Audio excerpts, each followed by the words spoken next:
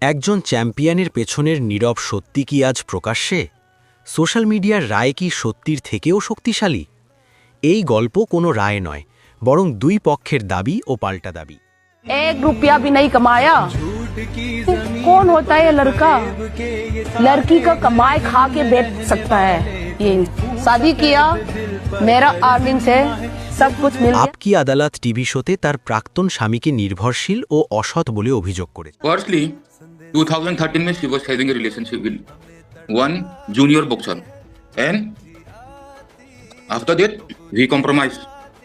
প্রাক্তন স্বামীর বক্তব্য, তিনি নিজের কেরিয়ার ছেড়ে সংসার, সন্তান, রান্না, ড্রাইভিং সব সামলেছেন, যাতে মেরি কম খেলায় এগোতে পারেন। তিনি বলেন, চুরি বা বিলাসিতার অভিযোগের পক্ষে কোনো আর্থিক প্রমাণ নেই। ট্যাক্স রিটার্ন ও প্যান কার্ডই তার সাক্ষ্য। সম্পর্কের শুরুতে পিলার, তারপর শেষমেশ চোর। এই বদল কি পরিস্থিতির না মানুষের? আপনার মত কি? সত্যি জানতে হলে কি আমাদের দুপক্ষের কথাই সমানভাবে শোনা উচিত?